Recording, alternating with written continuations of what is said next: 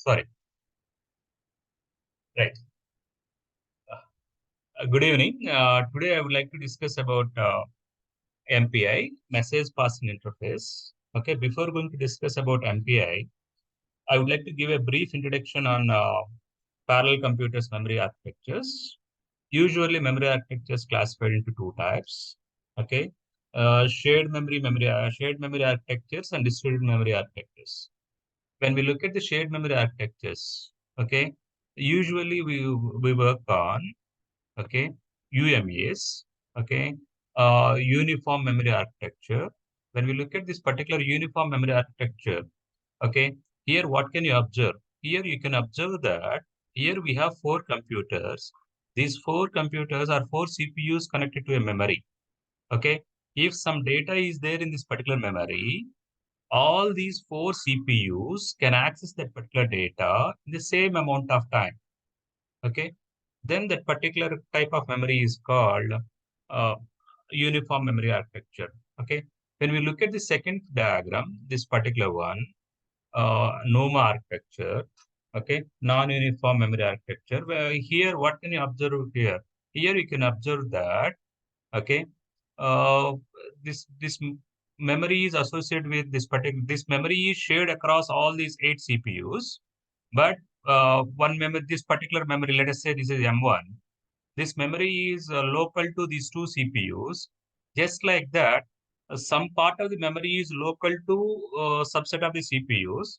Suppose CPUs from this another node wants to access. Suppose consider here we have four nodes: N1, N2, N3, and N4. N3 and N4. Suppose consider CPUs from the node N1 wants to access the data from the memory, right? In that context, that particular memory is accessed in, let us say, in 2 nanoseconds. 2 nanoseconds, okay? Uh, Suppose the course in N1 wants to access the data from N3, node 3. In that context, they're supposed to wait at least 10 nanoseconds. Then in that context, access time is different, right? If that particular memory is local to that particular core, then it can quickly access the data. If it is located somewhere else, some other node's memory, then it takes more amount of time.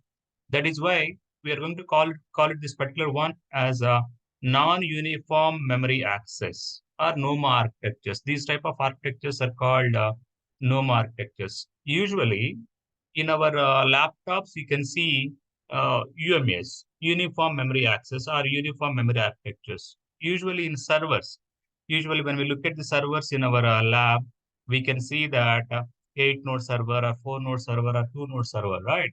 Those servers have that particular NOMA architecture, okay, non-uniform memory access architecture, right? Next one, when you are working with supercomputers, perm supercomputers, and all those things, in that context, what will happen is memory is distributed across the nodes. Memory is distributed across the nodes. Actually, in that context, suppose let us consider this particular distributed memory architecture. When we look at this particular distributed memory architecture, okay, memory is associated with each CPU. Okay, next, suppose consider we have four CPUs, CPU 1, CPU 2, CPU 3, and CPU 4. Okay. Suppose if CPU 1 wants to access the data from that particular the memory which is associated with same node, it straight away it can access it. Suppose if this particular core wants to access the data from another CPU memory, okay, in that context, we have to establish a communication between those two processes or those two cores. How do we establish a communication between those two cores? With the help of message passing interface. That means with the help of message passing interface, okay, we are going to establish a communication over the network, okay, Once we establish a communication over the network, with the help of that, we can transfer our data can be exchanged between those cores. Okay, that is distributed memory architecture. Next one is hybrid memory architecture. That is a combination of NOMA and distributed memory. Nowadays, when we look at all the latest supercomputers, that uses this particular hybrid memory architecture. Here, in this context, we can use both the things, right? In distributed memory, actually, we can achieve the parallelism with the help of message passing MPI. And in the context of NOMA architectures, usually we are going to use OpenMP. Suppose if we have a servers with hybrid memory architectures, in that context, we can write a program that makes use of MPI and OpenMP. Okay, we can write a simple C program that makes use of both the MPI constructs and OpenMP constructs to get the better parallelism. Okay, that is the brief introduction about these memory architectures. Do you have any doubts here? Hello, sir. Yes, please go ahead. Uh, Sir, this MPI can only be done for NOMA kind of architecture only, right, sir? We cannot do for unified. If we try, No, will there be any kind of problem if we try for unified memory architecture? yeah, in the unified memory architecture also we can execute it, but actually there is no use of that. Okay, if we suppose actually when we look at the suppose if you consider your laptop is a unified memory architecture, supports concept of unified memory architecture, right? Okay, Yes, sir. in that context, suppose in your laptop you want to execute MPI programs, you can execute it, but there is no need of MPI for your when we use your let's say, a laptop or desktop. Okay, suppose if we have a set of nodes connected over a network, okay, then we need MPI. Okay, suppose if you install it MPI routines in your simple Linux module, you can install it and you can execute it, but there is no use. So if I do a MPI parallelization of some code, I will not find any speed up with Yeah, comparison to serial code then. no. Yeah, when you compare it to OpenMP and MPI, definitely OpenMP is a better option. Okay. Yes, sir. Okay, Yes, sir. okay, Thank you. Sir, this NUMA shared memory architecture, yeah. that is connected with network, or it is how that what is a bus interconnect? So that means it is a quad core, quad socket or something like that, or Yeah, actually, usually when we look at the server, you can find the quad socket server, right? yes, Yeah, when we look at that particular uh, architecture, network architecture, usually node 0 is connected with node 2 and node 3. Okay, suppose consider this is node 0. Assume that this is node 2. This is node 3. Okay, we can I can say that this is node 1. This is node 4 or node 3. In this context, what will happen? What can you see that suppose this particular node wants to interact with other nodes. Okay. Yeah, there is a direct connection from node 0 to node 1 and there is node 0 to node 2. Suppose if you want to if you want to extract the data from node 3, we have to make use of either node 1 or node 2. Okay.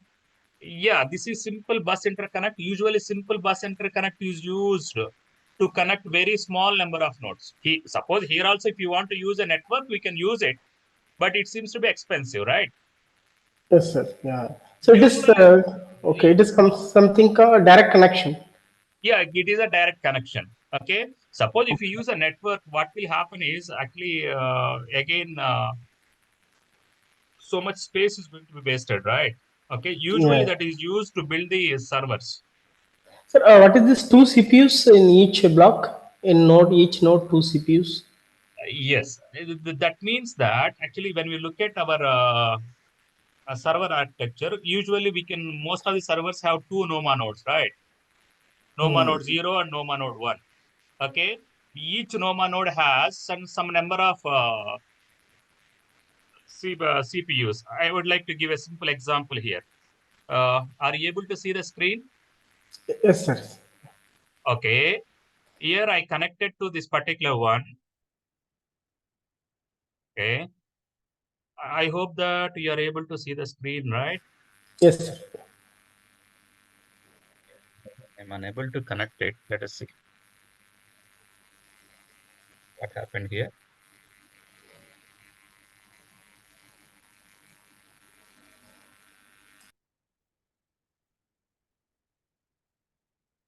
Yes, connection is.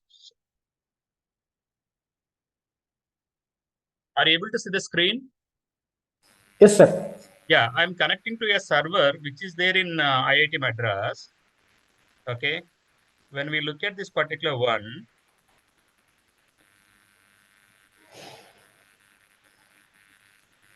yes, this is the server which is there in IIT Madras. Yes. Here LSCPU, what can you see here? Here you can see that here it has only one NOMA node, right? This is one NOMA node. Number of cores in that particular NOMA node is 0 to 19, right? That means 20 cores are there. Are you Okay. with me? Are you Yes, with sir. me? Yes, sir. Okay. Now I'm connecting to a server which is there in Perm supercomputer.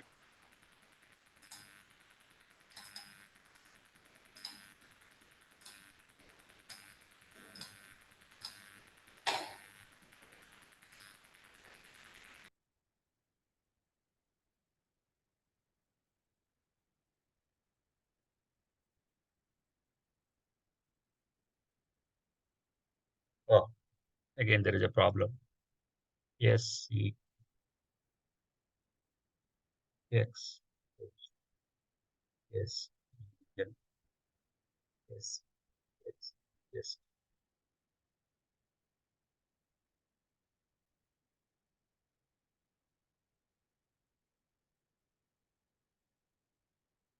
Yeah, now I connected to the server, Perm supercomputer, which is there at IIT Palkad.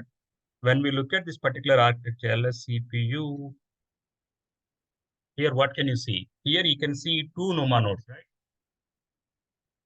Are you able to see the screen? Yes, sir. Yes, sir. Number 2. Yeah, here you can see two NOMA nodes. Each NOMA node consists of 24 cores. 0 to 23 on one NOMA node and 24 to 47 is another NOMA node. Are you with me? Yes, sir. Okay.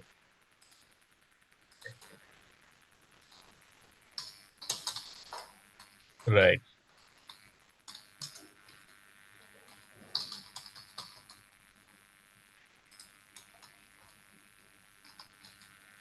Yes. Now,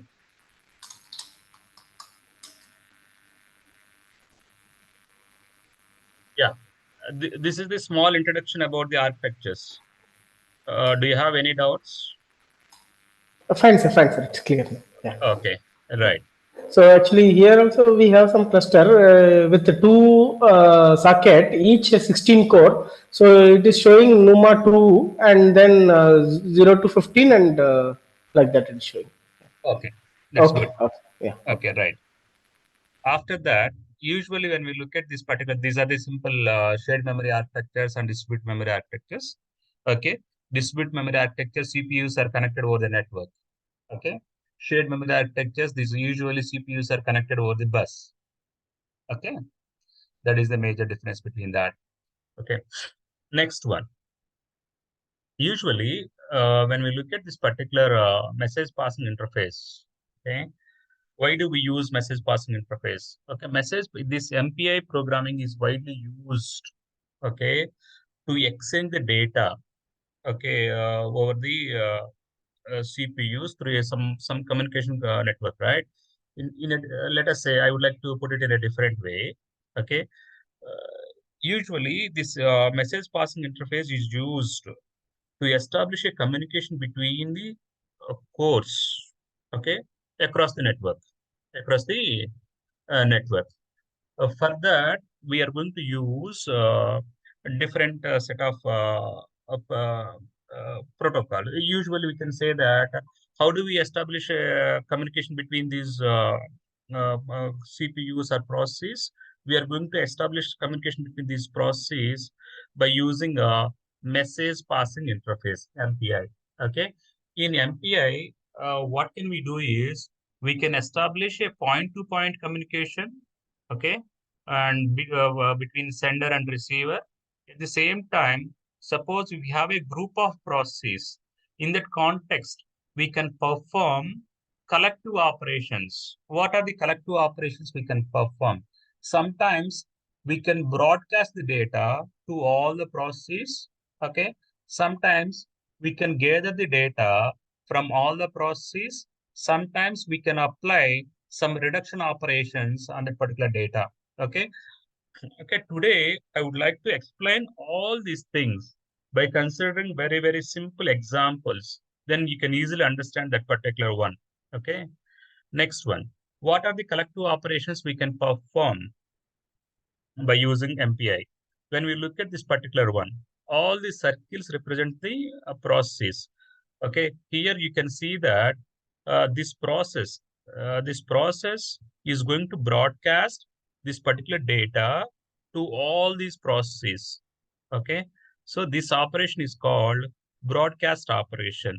Okay, next one, when we look at this particular another one is here data is there, data is with one process.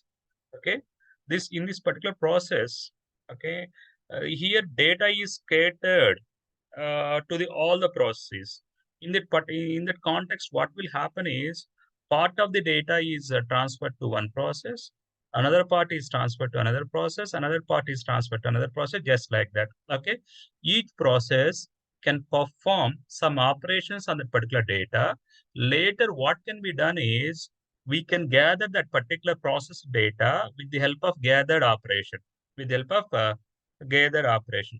Sometimes if you want to apply some reduction technique on this particular data, we can call some reduction operation. Suppose assume that this particular reduction operation is sum of all these numbers. Okay, whenever we perform sum of all these numbers, that is available at that particular process. Okay, these are the four common collective operations we use in MPI programming. Those are broadcast, scatter, gather, and reduction. Do you have any doubt while understanding this particular diagram? Okay. So are these processes like nodes or something? Yeah, need not be nodes. Okay, actually, in each node, we can create some number of processes. Suppose if you want to establish a communication between these processes, we have to establish communication between those processes with the help of these function calls. Okay, I would like to give a simple example here.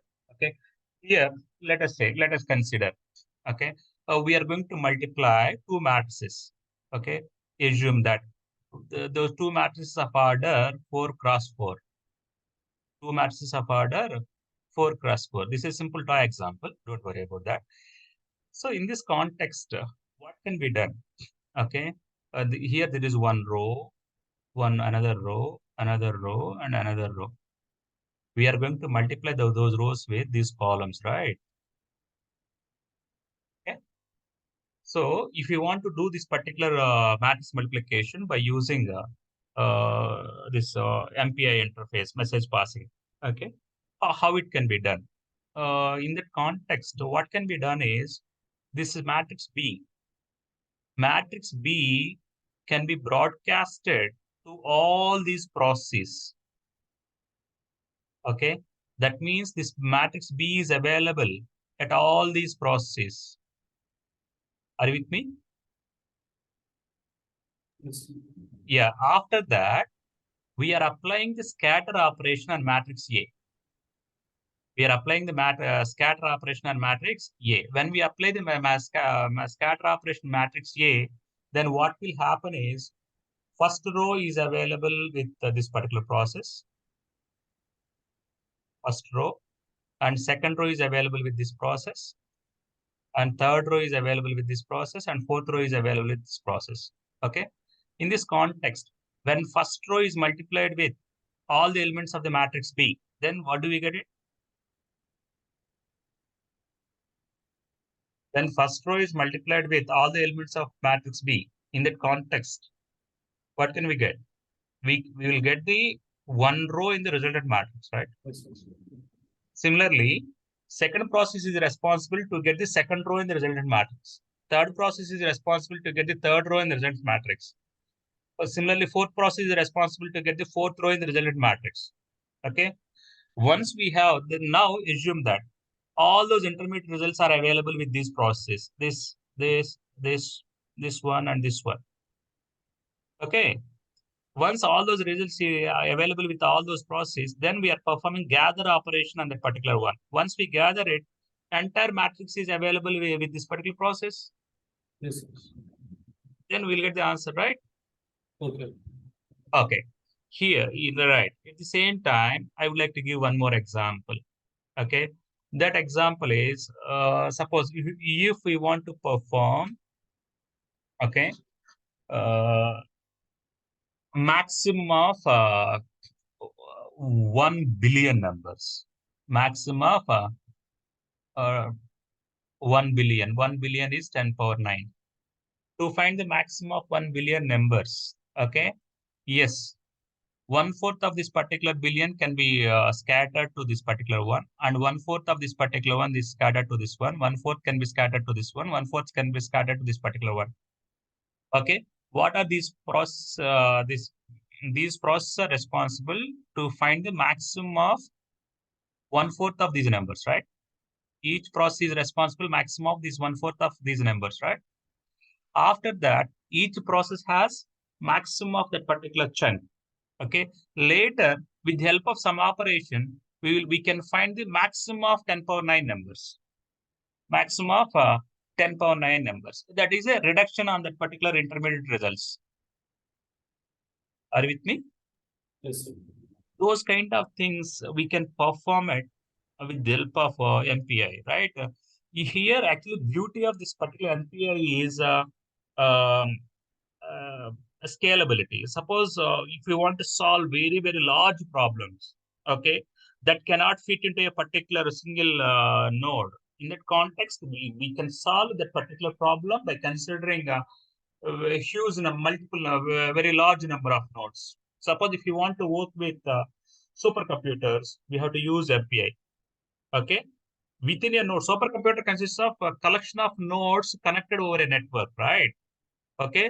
If you want to work with multiple nodes, then we have to use MPI like protocols or programming languages. Okay.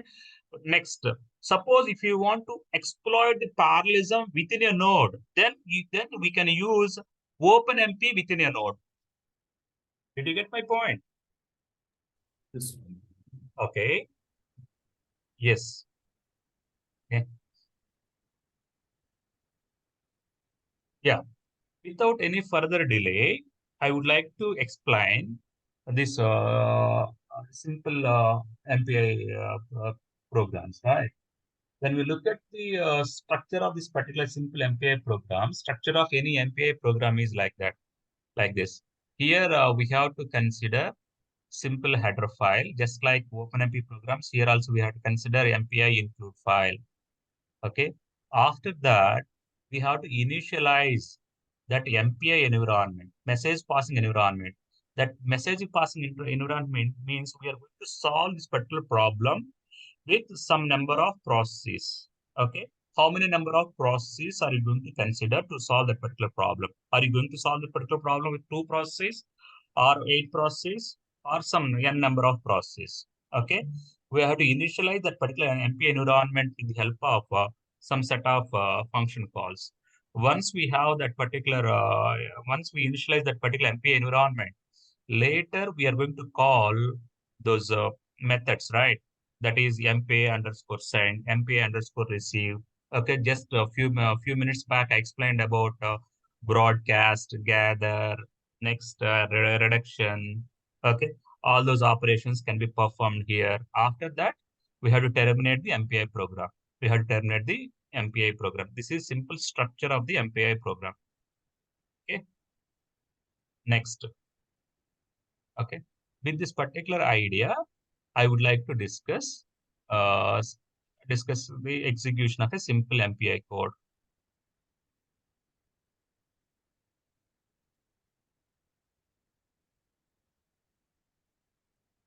Okay. Here I have a problem. Connection is closed. I don't know.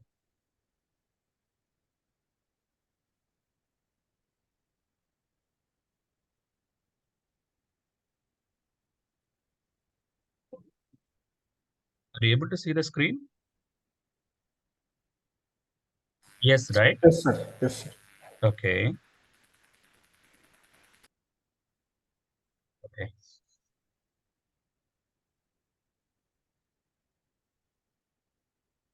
A, B, Z.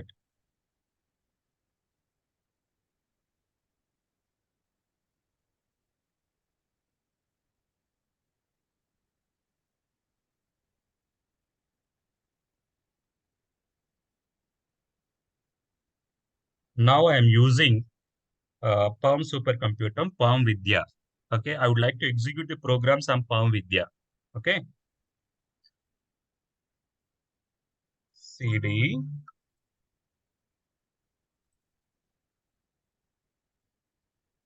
CD, MPI, LS. I wrote some set of programs. Okay, I would like to show the execution of one by one. Easy1 dot C. Okay, when you look at this simple program, are you able to see the screen? Is there any problem? Do you have any problem? It's visible, sir. It is visible. Okay, when you look at the top line,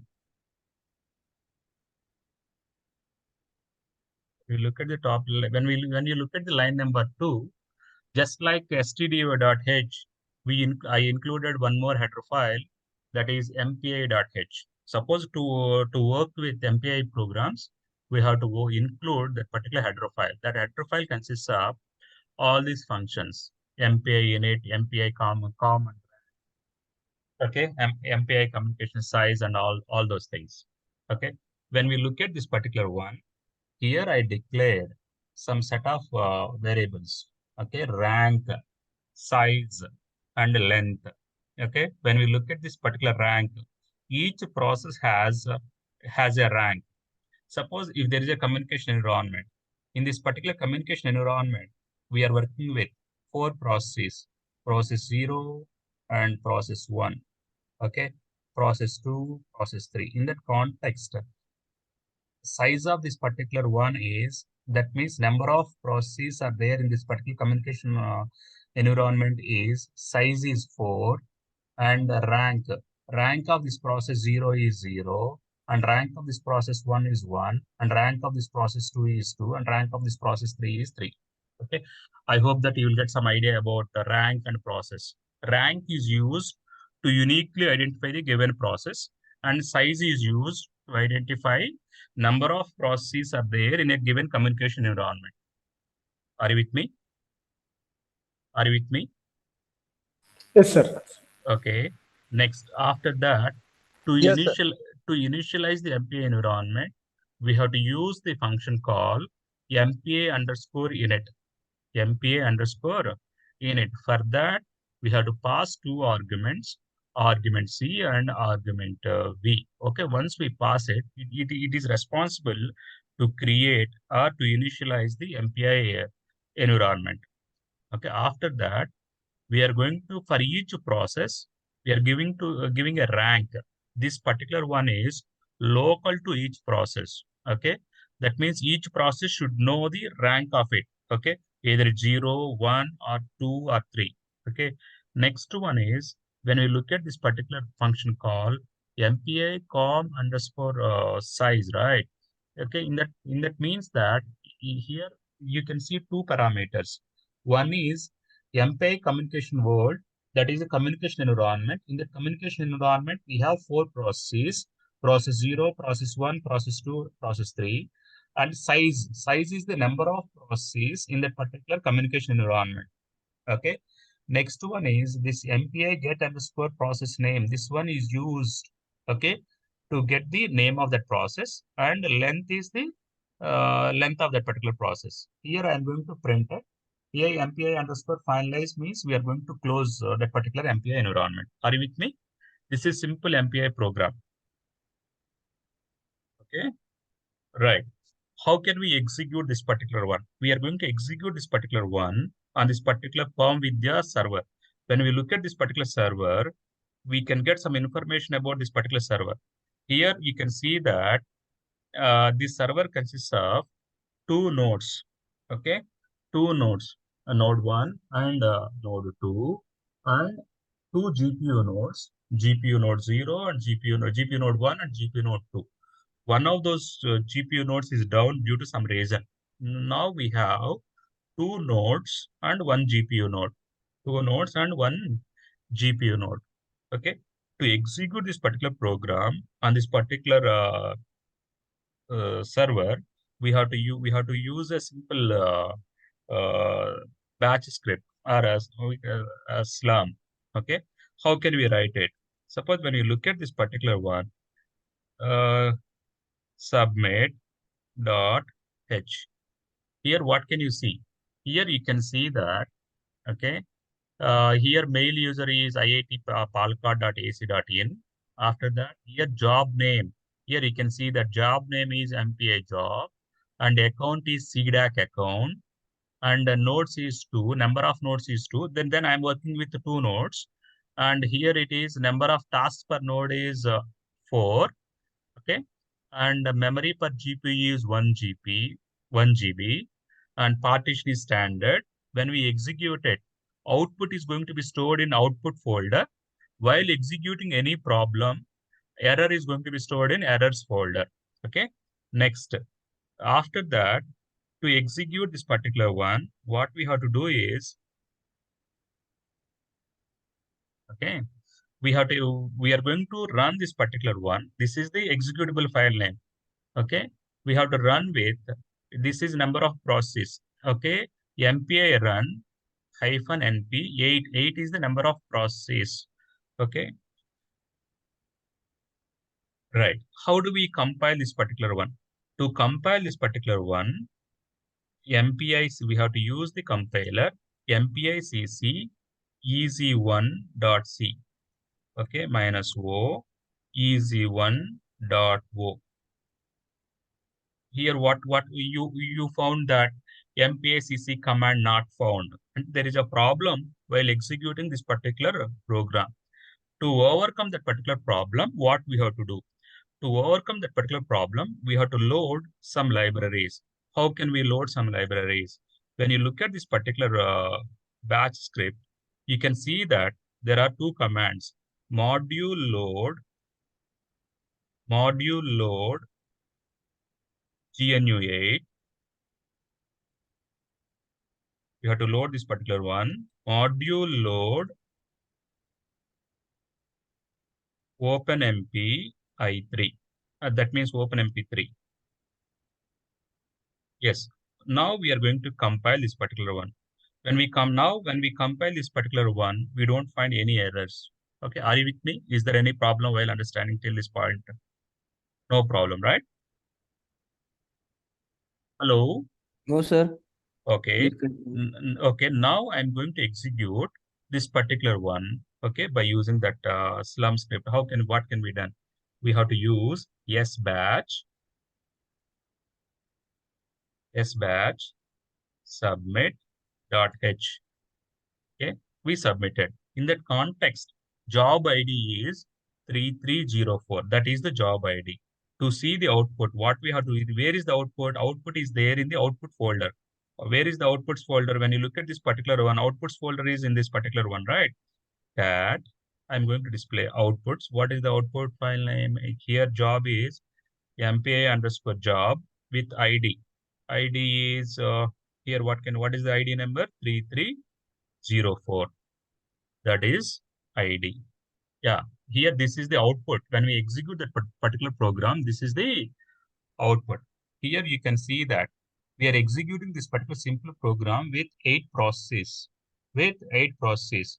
Okay, one for here this statement is displayed. That means this to display this hello world rank 2. Rank 2 means process 2 is responsible to display this particular statement. And size is 8. That means we are creating 8 processes in that particular communication environment. This one is executed on node 1. This one is executed on node 1. And the length of that particular one is 4. Okay. Similarly, suppose if you look at this particular one, here what can you see? To print the statement, a process with rank 5 is responsible to print this particular statement. Okay.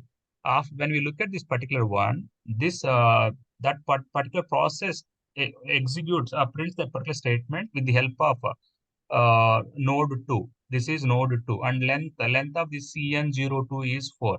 This is the length of that particular processor name. Just like that, okay. We just simply we created 8 processes. What is the responsibility of this process? This responsibility is going to print hello world on the screen. Are you with me? Is there any problem while understanding this particular piece of code? Is there any problem? Sir, understood. Okay, good. Next one. Okay. Here, next one is here I would like to consider one more example. That example is, okay, here really this is a little bit simple, complicated. Here we are going to establish a communication between the processes. Okay, here what type of communication? Here you can observe that there are two processes, process 1, and process 2. Okay, here process 0 sends some data to process 1. Okay, if process 0 sends some data to process 1, process 1 should receive the data and display the data on the screen. Display the data on that particular screen, right? That is the purpose of this particular program. Okay. In that context, how can we write such kind of programs? Okay. First one, as usual, we have to work with any MPI programs. We have to include this MPI.h header file. Once we include that particular MPI.h.header file, after that, we have to initialize that particular environment, MPI, with the help of MPI in it. This MPI underscore com underscore rank that is used to uniquely identify the process, and MPI underscore com underscore size that is used to identify number of processes in that particular communication world. Okay. Yes. Once we have that particular information, with the help of that, we can do the data manipulations and all those things. Okay. Right. Here, yes, please go ahead. Sorry. No, sir, I don't. Okay, right. Next one here, when we look at this particular simple piece of code, here, what is the meaning of this particular rank? Each process has some rank, right? Here, if rank equal to 0 means that this piece of code is executed by the process which has rank 0. That means this piece of code is executed by the process which has a rank 0. What it does, okay, yes, uh, initial value of this data is 0. It updates within this particular block, it updates data to 9,999. After that, it calls MPI underscore send. That means it sends the data. Okay, yes. Here, when you look at this particular one, there are some number of arguments.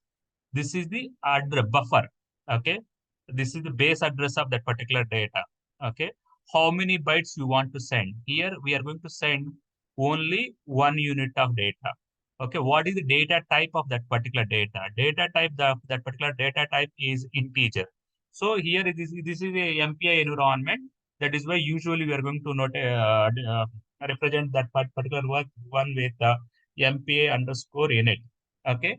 Next, after that, this particular one, okay, uh, is next. This is the receiver. Okay, we are going to send it to 1. Okay, this MPI, the MPI underscore send. Okay, this we are going to send it to 1. Okay, After that, okay, here what is that? This is the simple tag value or hash value, and this is the kind of communication word. Okay, if you want, we can create some number of communication words. Here I am working with default communication word. Okay, that is the simple information about MPI send.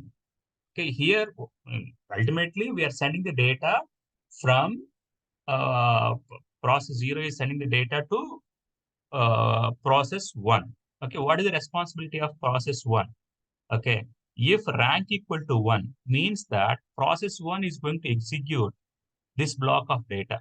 When we look at this particular block of data, what can you see here? Okay, here MPI underscore receive, it is going to receive the data. Okay, data.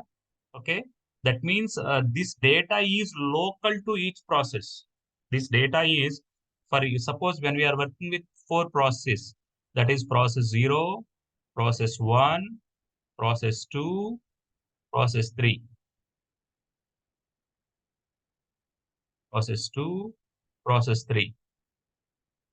Okay, these variables These variables are local to each process. These variables are local to each process. That means process 0 has data variable, process 1 has data variable, process 2 has data variable. Suppose if you don't execute this MPI receive, then what will happen is, suppose consider this particular scenario, we are commenting this particular one. We are commenting this particular one. Actually, when we comment that particular one, what can you see? Here you can see. Yeah, again, there is a problem.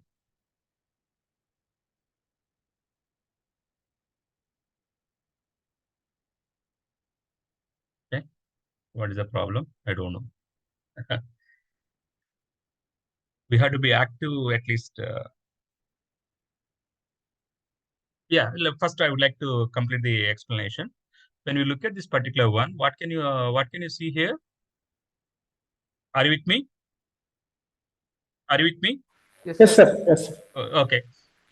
So when you look at this particular block, here you can see 2 statements. Okay, one is MPI receive.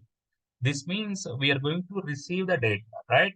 Okay, suppose if you receive the data, that particular one is going to be stored in this particular receive buffer. This is a receive buffer. How many units of data are you going to receive? We are going to receive 1 unit of data. What is the data type of that particular data? That is integer data type. Okay. From which process are we going to receive the data? We are going to receive the data from process 0.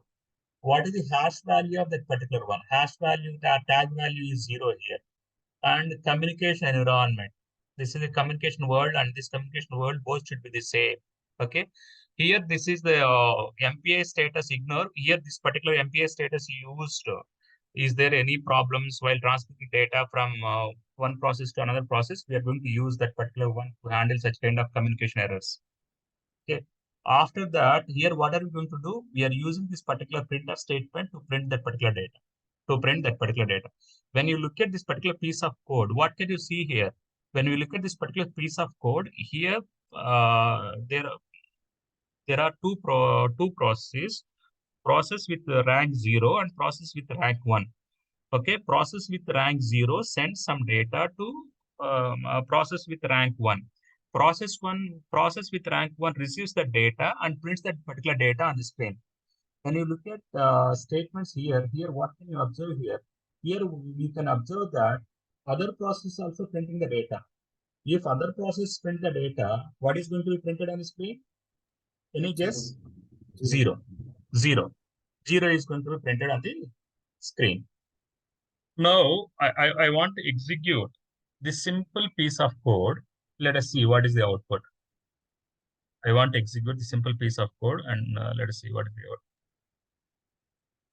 Sir, here the Yeah. processor and rank are the same objects, right, sir? Like they are like Yes.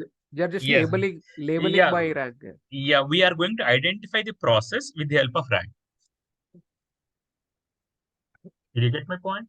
Yes, sir. We are identifying the process with the help of rank.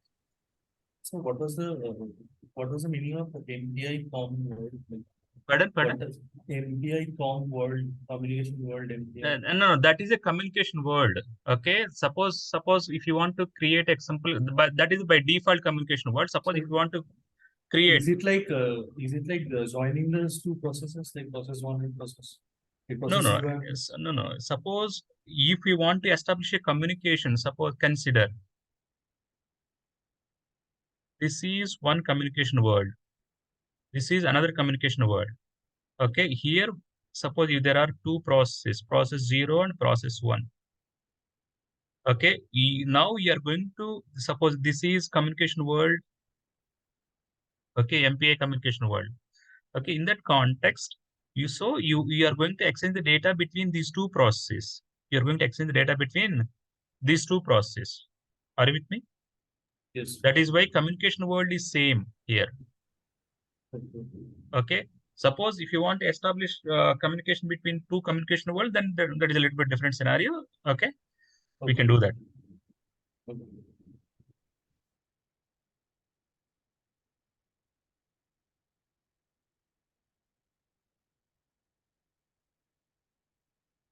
Use some time.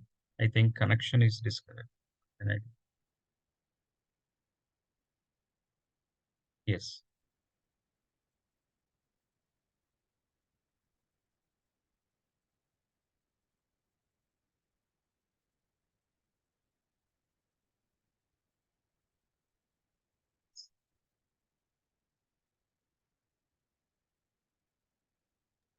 Sir, one doubt here, sir. Okay. What is your doubt? In the program, if I want to do a data transfer to like from in the example we did it from one process 0 to process 1, right? Yeah. So if I want to do process 0 to 10 different processes, will that be in a parallel way or Yeah, that can be done. Then in that context, we have to use the broadcast. So usually that broadcast happens parallelly or like sequentially? Yes, it will happen parallel. So MPI does that automatically for us, or like we have to use OpenMP inside to do that? No. MPI, there are methods we have to use. When we use those methods, data will be broadcasted to all the processes. Okay, thank you, sir. Sir, in OpenMP, like Okay. a single memory is shared by different threads, right? Yes, that's true. But in MPI, like you can have different nodes with different memories. Yeah, here there is no concept of shared memory. Okay, that is the main difference between Yeah, OpenMP and that is main difference, right? That's okay. true.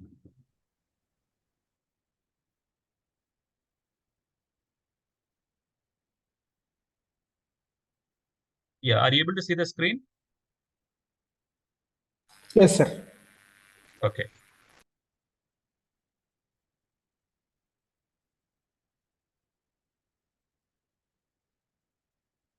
Yes, here I am. I'd like to.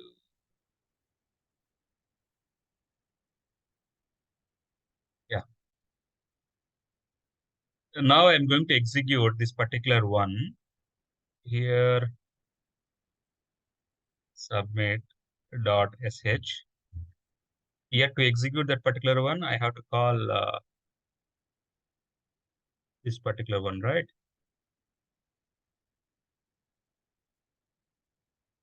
MPI underscore run. Here number of processes is 4 and EG2.o is the executable. Okay, what is the command to execute it? sbatch submit.sh. That means job is submitted. When job is submitted, how do we get the output? To get the output, we have to go to the outputs directory, our outputs directory. When we look at that particular one, outputs, type of job is MPI job ID is 3307, out. Here, what can you see? Okay, process 0 send the data, this much data. At the same time, in process 1 received the data. That is why it can observe 9,999. Remaining process didn't receive that particular data, right? Okay. That is why remaining process 2 and process 3 prints 0. Are you with me? Are you with me? Yes, sir. Yeah. So here we establish a communication between only those two selected processes, right? Process 0 and process 1. Okay. Remaining processes don't have any idea about what kind of messages exchanged between those two processes. Next one. Easy 3 dot. When we look at this particular one here, what can you see is here you can see that some set of statements. Okay, this is quite common. MPI init, MPI com underscore rank, and MPI underscore size. This is common across all these programs. After that, what can you see here in this particular program? We declared these variables. Okay. Here, this purpose of this particular program is we are going to find maximum of 40 numbers. We are going to find maximum of 40 numbers with the help of 4 processes. How can we find maximum of 40 number with the help of 4 processes? Okay. Here logic is very simple. Logic, when you look at this particular one, here I declared n equal to 10. Okay. That means data of n equal, we are going to create in integer array of size 10. We are going to create an integer array of size 10. Okay. After that, we are going to call this particular one. When we call this particular one, what will happen is, okay, we are going to initialize. Here we are going to initialize.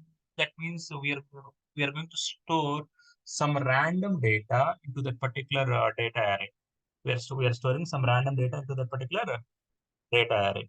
Once we store it, okay, after that, you know the logic to find the maximum of n elements. Okay, what is the logic to find the maximum of n elements? Logic to find the maximum of n elements is this one. Logic to find the maximum of n elements is this simple one, right? Are you with me? This is the data of 0 is the local maximum. Okay, after that, we are going to write a simple for loop for I equal to 1, I less than n, I plus plus. If data of I greater than local maximum, then local maximum equal to data of I. Okay. Once we have a local maximum, here we are using one simple MPI function, MPI underscore reduce. MPI underscore reduce. That means from all those local maximums, we are going to find the global maximum. Okay. How are you going to find the global maximum with the help of that? Okay. Here, when we look at this particular one, here, what can you see that? Here, you can see that, okay, here there are few parameters, MPI reduce. First one is the local maximum. Then second one is global maximum. Okay. Yes, the global maximum is available in this particular variable. And size of this particular global maximum is, that means 1 unit. And the type is this one, MPI unit. What are the operations we are going to perform?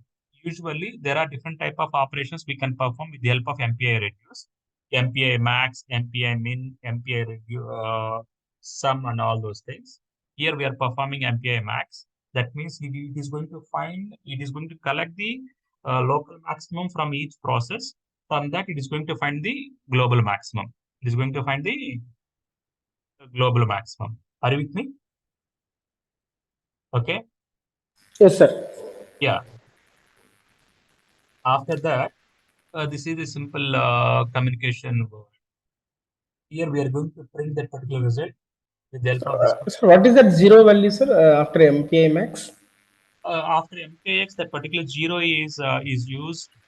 Uh, which which process is responsible to Okay, for reduce. Okay. to perform the reduce operation? Are you Okay, with sir. me? Yes, sir. Okay. Next one is this particular one. Here we are going to print that particular result with the help of rank 0. Okay. Next, after that, these two statements are executed by the process with the rank 0. And this statement is executed by the all the processes, but because that is common to all. Here, there is a barrier. That is a kind of synchronization point for all these processes. That is how do we write synchronization barrier in MPI? MPI underscore barrier. After that, we are going to print the local maximum here, right? Local maximum here. Yeah, when I execute this particular one, you will get some idea about this particular piece of code. Here, what can you see? Here, to execute it, we have to add submit one.sh. What is there here? Oh, this is there. Okay. vi submit.h. So we are performing this particular simple execution with the help of 3 ex3, that is executable. Yes, batch submit.sh. Okay. Where is the executable? Executable, no, output is in that particular file. So how can we print it? We can print it that particular one, cat outputs MPI job 3308.out. Here, what can you see? That means here, when you look at this particular simple case, here you can see that okay, global maximum is 985. Okay, here we have 40 numbers. From out of those all 40 numbers, global maximum is 985. How can we get that? Okay, if you look at this particular one, okay, these 10 numbers with process with the rank 2. When we look at this particular when we look at these 10 numbers, okay, which one is the maximum? Which number is the maximum? 537. 537. That is why here you can see that, okay, that is why here you can see that rank 2 local maximum is 537. Similarly, rank 3, okay, local maximum is 985. Similarly, rank 0 local maximum is 915. If you want, you can verify that. Okay. Next one, rank 1, local maximum is 864. Okay. From these 4 maximums, okay, global maximum is 985. From these 4 maximums, global maximum is 985. Are you with me? Yes, sir. Okay. How did we get that? Okay. Now, when I open this particular piece of code, you will get some idea about this particular code, right? Here, what can you see? Here, you can see that we are executing this particular piece of code with 4 processes. Okay. Each process is responsible for actually here, we are creating an array of size 10. Okay. After that, what are we doing here? Okay, we are storing some random values into that particular array. Okay, that means for each process, we have a 10 random values. Okay, with the help of this particular logic, we are finding the local maximum for each process. Okay, once we find the local maximum for each process, later we are applying reduce function on that particular local maximum with the help of this MPI reduce. Are you with me? Are you with me? Yes, sir. Okay. Yeah. Once we apply this particular one MPI reduce, okay, then we are going to print that particular result on the screen. Okay. Actually, suppose if you don't put that particular one, actually here global maximum is this particular rank 0 is responsible to print that particular result on the screen. Global maximum on the screen because MPI reduce is executed by uh, process with rank 0. Process with rank 0.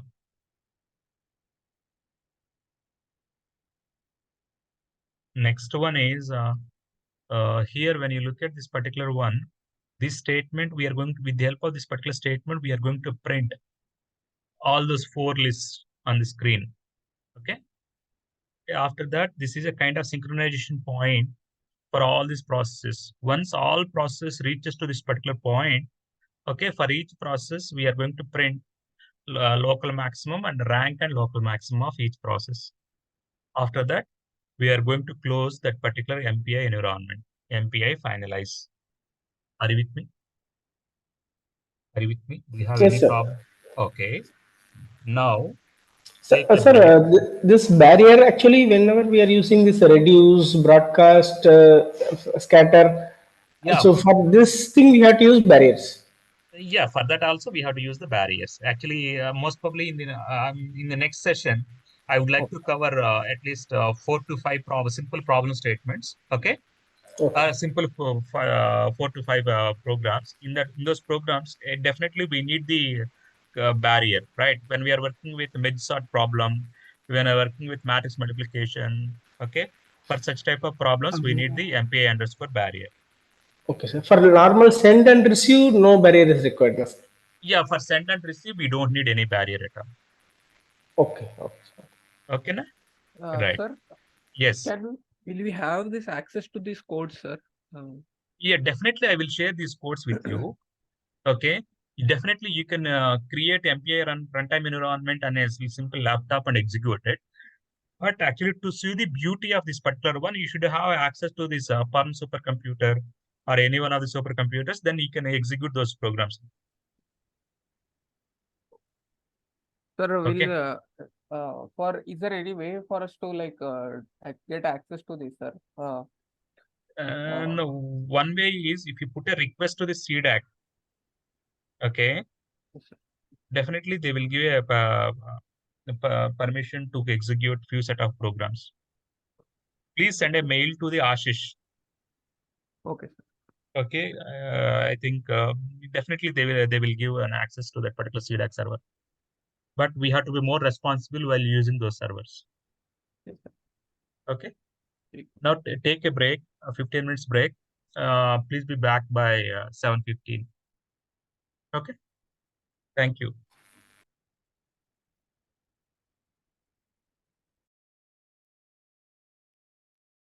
Hi. Welcome back to the session. Are you with me? Yes, sir. Okay. Now, I would like to discuss one simple example. In that particular example, I would like to use OpenMP and MPI together. OpenMP and MPI together, right? Okay. In this particular example, okay, I would like to calculate, okay, global sum. That means sum of all elements. Okay. Next, global maximum and global minimum. Okay. What I'm going to do, I'm going to calculate, okay, global sum of all elements, global maximum and a global minimum. Okay. How can we do that particular thing? Okay, here assume that size of the data set is 40. Assume that size of the data set is 40. Suppose in the context, when we are working with 4 processes, okay, how many elements do we get for each process? If size of the global data is 40, and when we are working with 4 processes, how many elements each process will get? 160, 40 each and total 160. No. Total 40. Assume the total 40. Okay. In that context, each process gets assumed. Total 40. Total 40 means each process is 10. 10. 10. 10. 10. Okay. Yeah. Next. Here, these are the simple declaration of the pointers. Okay. G data and data. G data is the global data. Simple data is the local data. Okay. These are the 2 pointers. I initialize these 2 pointers with null. Okay. After that, when we look at this particular simple program, what can you see? Here, after initializing this particular MPI environment, okay, right. Here, I'm going to allocate the memory for local data. Okay. How much amount of memory is allocated to this particular simple data variable? To store 10 integer values. Data is an array of size 10. Are you with me? This particular one. This is simple malloc function call, right? Okay. After that, actually one of those four processes is responsible to allocate the memory for the global data. Here, when we look at this particular one, here we are allocating 40 units of memory space for global data. After that, here we are going to store some values into that particular array. Here, when you look at this particular simple for loop, what can you see? We are going to initialize all those elements with the 1 to 40. Okay, all those elements with all those that particular global array is with 1 to 40. Then we can easily verify our result. That is the main reason behind that. Nothing greater. Okay, are you with me? Okay. The purpose of this particular rank 0 is it is going to initialize global array with the values 1 to 40. 1 to 40. After that, here we are calling one function that is MPI scatter. When you look at that particular function, what is going to be happen? See here, when you look at the arguments, okay, this is the global data. That means actually this is the global data. That means 40 units of data. Excuse me, just a minute.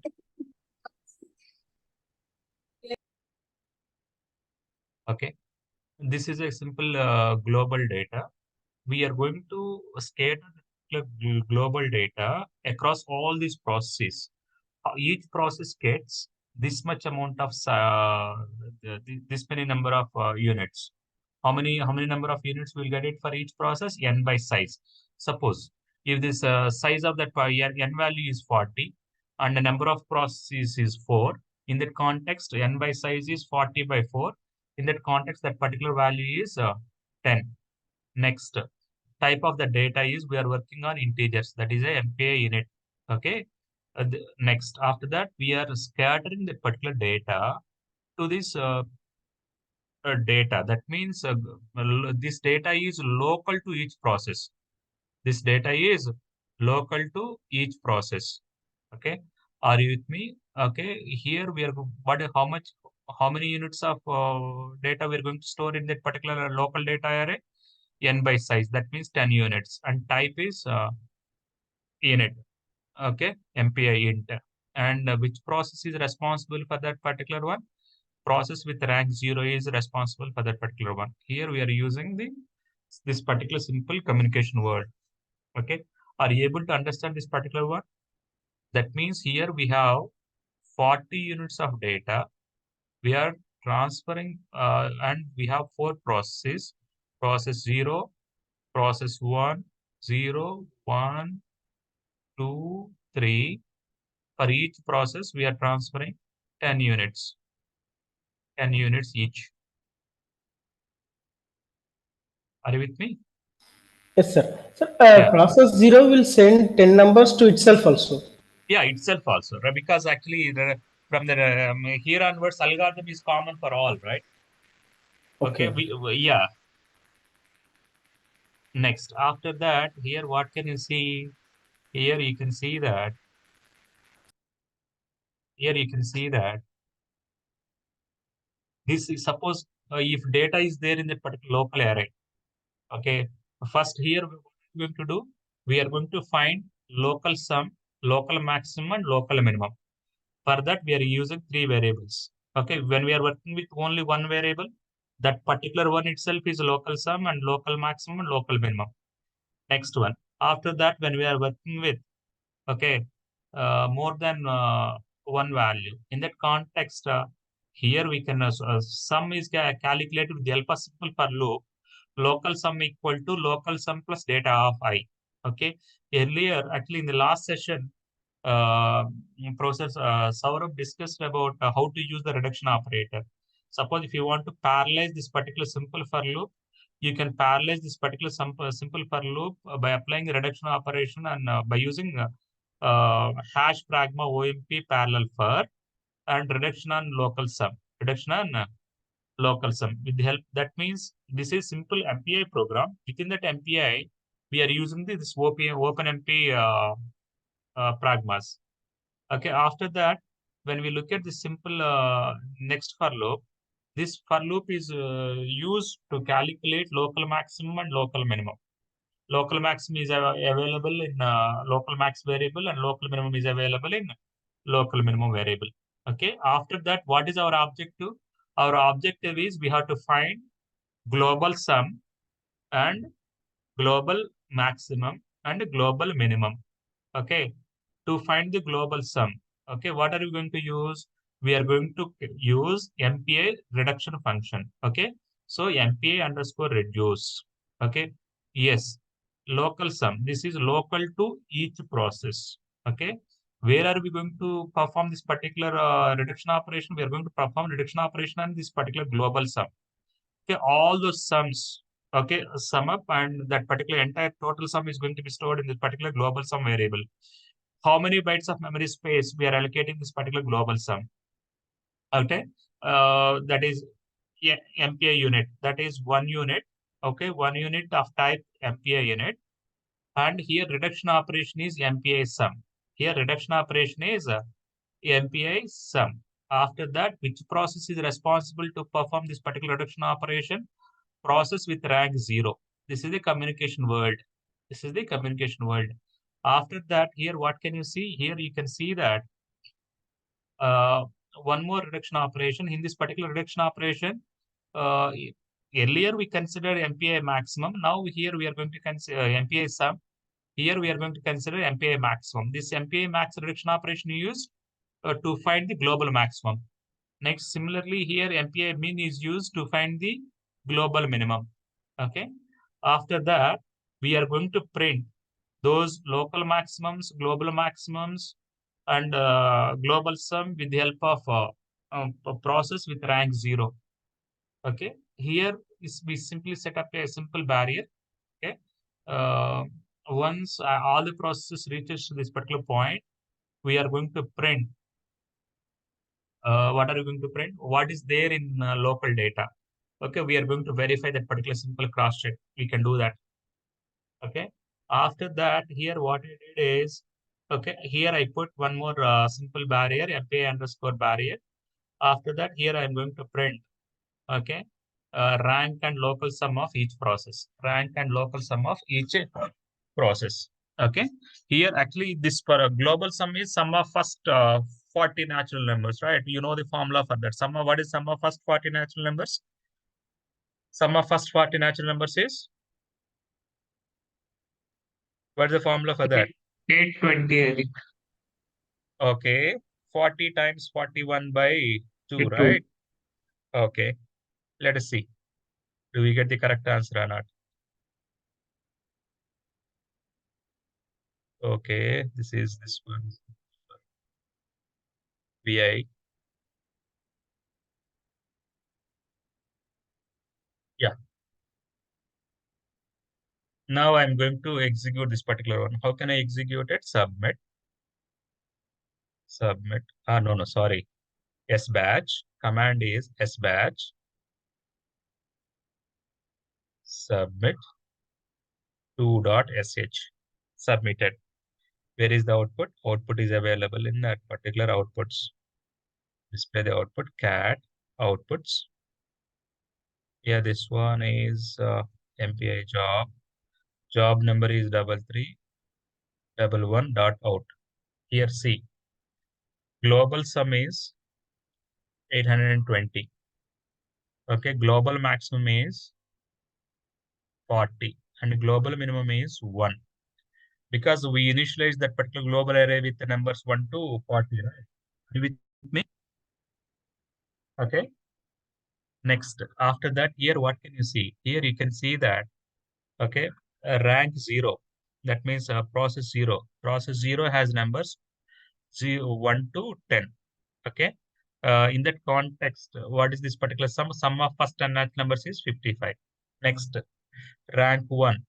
Rank 1 with numbers 11 to 20.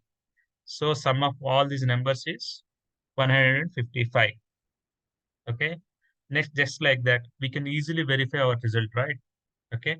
When we look at this particular simple piece of code, okay, in this particular piece of code, we use many things, right? Here we can see that here we are used the three types of reduction operations. One is MPI sum, another one is MPI maximum, and another one is MPI minimum.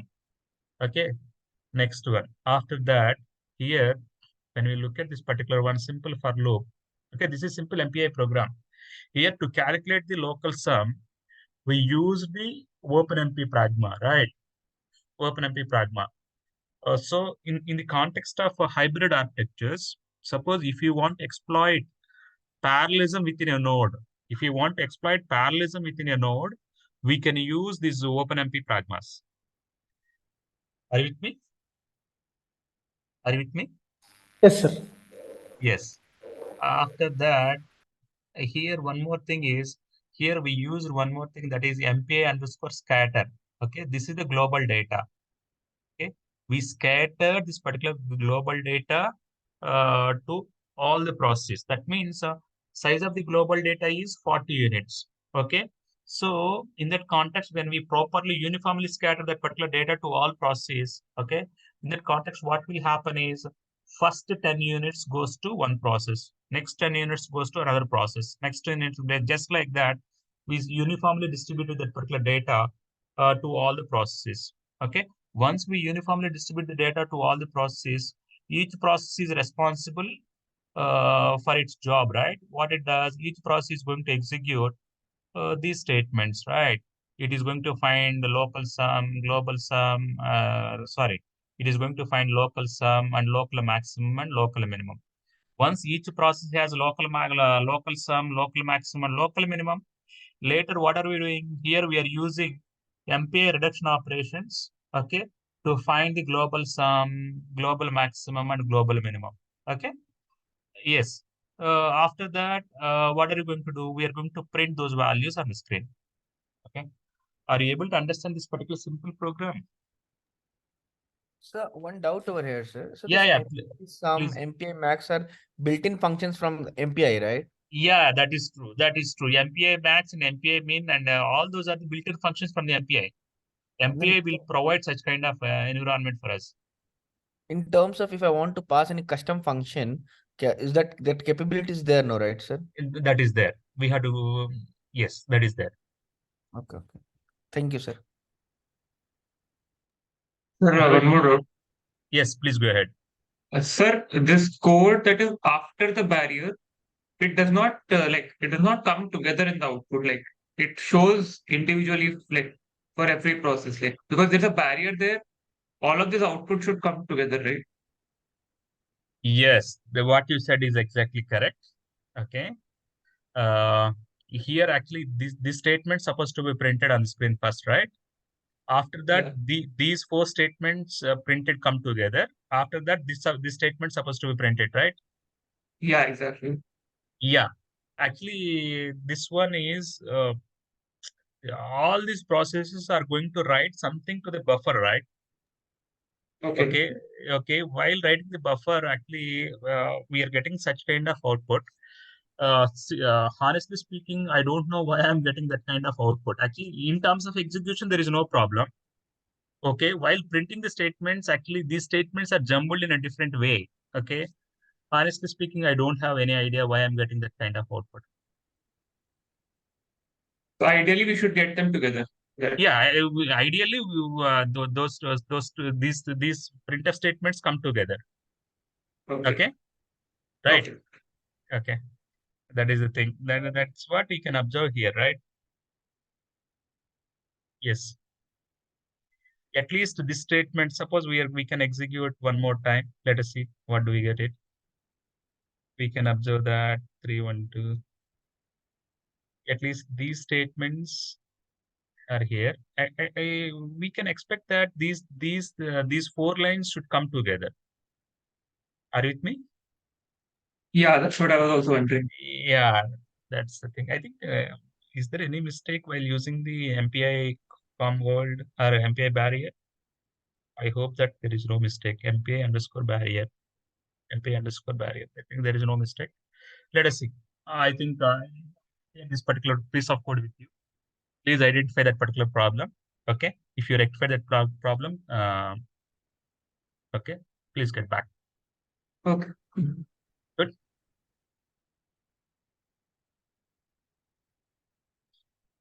Okay. After that, I would like to explain one more program that is simple vector addition. If you know the how to perform the vector addition by using this MPI program, or you can perform all matrix operations, matrix addition. Where matrix addition and vector addition both are more or less same. Okay, right. How can we do this particular vector addition? Okay, here program. What is that particular program? Name of that particular one is yes, vector add. Vector. Okay, vi vector add.c. Okay, yeah, right. Here what I'm going to do is I'm going to declare two vectors. What is size of this vector? Can you guess how many zeros are there? One after one? After one, yeah, 1 billion, right? 10 power 9. Okay, right, 1 billion. Here, this is the simple vector add function. That means if you pass two arrays x and y, it is going to perform those addition of those two vector and stores the result in z. Next one is n is the size of that particular stride. Okay, suppose when we are working with hmm, well, let us say when we are working with four processes. Okay, when you are working with four processes and size of the problem is 1 billion. Okay, in that context, okay, each process is responsible to perform the addition of uh, two vectors of length 250 million, of length 250, 450 sir, 1000, that is 1 billion. Are you with me? Are you with me? Okay. Yes, sir. Okay. Next, here, how can we perform such kind of vector addition with the help of a simple MPI program? Okay. Here, what can you see? Here, you can see that I declared a few variables. Here, rank, size, and flag. Okay. Right. Forget about flag at this point of time. Rank and size. Rank is used to uniquely identify the process, and size is used to identify the number of flags in that particular communication environment. Yes, yes, number of processes in particular communication environment. Next one is here A, B, C are the A and B are the input vectors. We are going to add these two vectors and store the result in C. Okay, how can we do that? We can perform that particular addition with the help of some number of processes. Some number of processes. Here, what can you see? Here we are going to, I am going to create a few, I am going to consider few variables, that is stride length, start index and last index. Okay. After that, here I consider three temporary arrays, X, Y, and Z. Okay. Next one, here actually that this particular vector is responsible to add these intermediate we can what can I say? I can say that that is subvectors. Okay. Here with the help of vector add, I'm going to add subvectors and storing the result in Z. Okay. These X, Y, and Z, these are local to each process. These are local to each process. A, B, C, and R, those are the global. Okay. Right. Are you right? So here, while allocating the memory, let us see. Here, I am allocating the memory with the help of process which has rank 0. Here, what can you see? Here, you can see that, okay, A size of A, B, and C are 10 power 9 each. Okay. After that, A is initialized with 1 and B is initialized with 2. Okay. When we perform the addition of these two vectors, result should be 3 in all the places. Okay. Next, after that, here, what can you see? This particular instance is created by only one of those processes. Suppose if you are working with four processes, one of those processes allocate the memory that is sufficient. remaining process can use that particular data. Okay, that is why here when you look at this particular one, X, Y, and Z, okay, these three arrays are local to each process. These three are local to each process. When you look at this particular one, for each process, we are going to allocate stride length, this many number of variables. Okay, how do we calculate stride length? Stride length is simple, straightforward, right? If total size of the vector is n, when we are working with some number of processes, that is size. Okay, when we divide n with size, we'll get the stride length. Okay, you can handle the corner cases. Okay, there are some ways to handle the corner cases. You can take that particular one. Okay, next one. After that, here what I did is here I used the MPI scatter function. Okay, when we look at this particular scatter function, this is the source one. Okay, yes, from this particular array or from this particular vector, I'm scatter the chunks of the data to each process. Suppose here size of the vector A is 10 power 9. That means 1 billion. So when suppose if I'm working with 4 processes, in that context, 250 million elements are transferred to each process. That means also each process is responsible to perform the addition of 250 million elements. In that context, what we have to do, these first 250 elements should be available on process 0, next 250 elements available on process 1, next 250 available on process 2, and so on. Okay, yes, that is the purpose of MPI scatter. Similarly, by using same function MPI scatter, I'm going to scatter the elements of vector B. Okay, once we scatter those elements, okay, here what are we going to do is we are going to perform the addition, right? We are going to perform the vector addition of X comma Y comma Z of stride length. Are you with me? Are you with me? Yes, sir. Okay, right. X comma Y comma Z, right? Now actually this result is available with Z. Okay, Z. Next, what we have to do is we have to gather all those results from all the processes. That here in this context, we are using the MPI underscore gather. Okay, here these temporary results are available in Z. Okay, what is the, how many elements are available? This many number of elements are available in this particular Z. Okay, next one, this is type is MPI int. Okay, where we are going to gather, this is the destination. Okay, destination vector is C. Okay, right. So here we are going to store all those, we are going to collect, we are going to gather data from each process, we are going to store it into C. After that, here we are going to print that particular result on the screen. We cannot print all the elements on the screen. That is why I'm going to print only last 10 elements. Last 10 elements. Okay.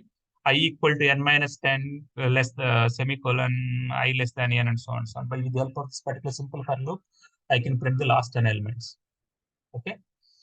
Next, here what can you see that here you can see that to measure the execution time, here I considered one important function MPI underscore W time, that is wall clock time. Okay. Yes. To perform this particular operation, how much amount of time it is going to take? Okay. We are going to scatter it. Okay. Later we are going to perform the addition. Okay. Later we are going to gather the results. That is the case. Are you able to understand this particular piece of code? Is there any doubt while understanding this particular piece of code? Sir, here barrier is not needed. If you want, you can put the barrier. Where do you want to put the barrier? What is your guess? Do we want to put the barrier after this particular one addition? Yes? Yes. Yeah. MPI underscore barrier. Okay. Here, what is the communication environment? MPI. MPI com world. MPI com world. Okay. Here now we put a barrier, right? Yes. So Now and the gather and scatter. So the gather and scatter operation is done by process 0. yeah, process 0. process with rank 0. Yes, sir. So why always with the rank 0 or any No, we can change no. If you want, you can do it with the help of any other any thing. other process? No. Okay. Here there should be synchronization between that one and this particular one. Here, rank 0 is responsible to allocate the memory Okay. and initialize those two arrays. That means data is with rank 0 process. Okay. With rank. That is why here we are performing scatter and gather operation with the help of rank 0. If you want to do it with rank 1, here you can change the 0 to 1. Okay. Here also you have to change 0 to 1. Okay, so scatter, okay, data is having with rank 0, so that's why scatter is done by rank 0. But gather can be done in different process. No. When we suppose here, where is the C? C is with the rank 0, right? Okay, sir. Okay. Right. Everything is with rank 0. Okay. Right. Okay. So that is the purpose of this particular. Now I'm going to execute this particular piece of code. So to execute this Sir, particular like, piece, sir, yeah, please go. Yes, go ahead. what were the intention of that like star A, star B, star C before No. the MPI? No. Star A, which one? Yeah, this integer that you have defined before MPI. No. Those are the pointers of type integer. Actually, if we don't know the memory, how much amount of memory ahead of time, we can allocate the memory during runtime, right? Okay. That is runtime memory allocation. We are using those pointers. Oh, okay. Right. So to execute this particular one, we have to use MPI CC. Okay. Vector dot add dot C. O.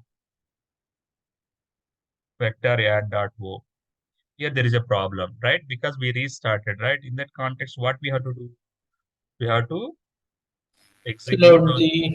Load the MPI models. Yeah, when we look at this particular one, here what can you see? Module, load, GNU8, module, load, OpenMP i3. Oh, what is the problem?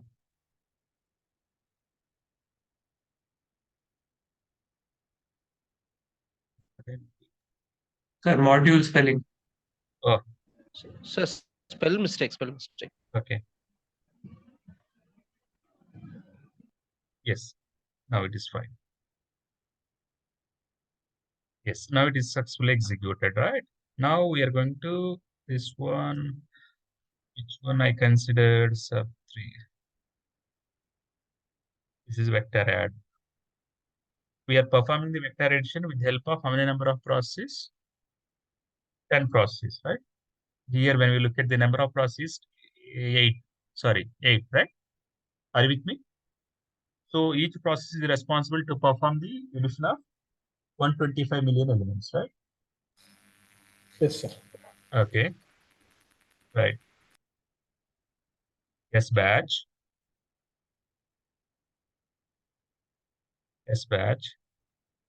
submit 3.sh, SQ. Yeah, this is currently it is executing. It is running. State is running. Now also it is running. It is running. It is running. I think now it's going to close. Okay. Now it's stopped. Okay. Now we are going to see the output. Where is the output? Output is with that particular job ID. Job ID is 3313. Cat outputs MPI job 3313 out. See. Now execution time is okay 4.38 seconds. It performs these two addition of these two vectors and result is 3333. Okay, this is simple to example. We can do that. Okay, instead of this particular 8 submit 3.h, instead of 8 process, now I want to execute this particular one with okay one process. How much amount of time it's going to take? Submit. Here job ID is 3314. When job ID is 3314, we are going to see. Yes, still it is there in the queue. That means it is running. Still it is running. It is running. It is running. Okay, now it is completed. Okay, let us see the result. Okay, the job ID is 14. When job ID is 14, okay, see the execution time. Execution time is 6.10 seconds. Are you with me? Are you with me? Yes, sir. Yes, sir. With the help of some number of processes, we reduce the execution time. This is simple problem. Suppose if you want to multiply two matrices of order 10,000 cross 10,000, 20,000 cross 20,000, then you can save a lot of time. Right? Okay, that is one example. Next, after that, I would like to discuss one more important problem, that is simple. I think you people have some idea about mid-sort technique, right? Do you have any idea about mid-sort technique? Okay, how do we sort n elements by using mid-sort technique? To sort n elements by using the mid-sort technique, actually that means to sort n elements by using mid-sort, we can solve that particular problem is by using divide and conquer, right? Suppose if there is no overlapping subproblems, we can easily solve such type of problems by using MPI procedures, right? Then we need not worry too much, right? Are you with me? Yes, sir. Okay. So VI midsort dot C. This is simple midsort routine. Let us see. Okay, for do you know the logic for midsort? Okay, this is simple C code. Nothing great in that. This is simple C code merge routine. Okay, right. That with the help of that particular simple merge routine, we can merge two sorted lists into a single sorted list. Okay, next one. This is simple merge sort. Okay, if you consider this a simple program, first two functions, if you try to implement it, this particular merge sort routine in C language, you can, with the help of those two functions, you can execute it. Okay. Next, we are dividing that particular problem into two subproblems. One subproblem of size, left to mid, and the second subproblem of size, uh, okay, right to size minus mid. That is, these are the two subproblems. Okay.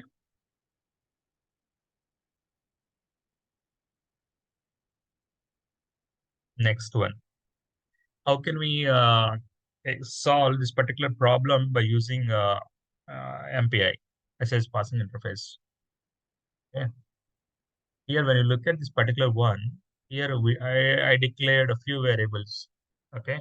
What are the variables? Rank, you know the purpose of the rank. Rank is used to uniquely identify the process. Size is used to identify the number of processes in the communication environment.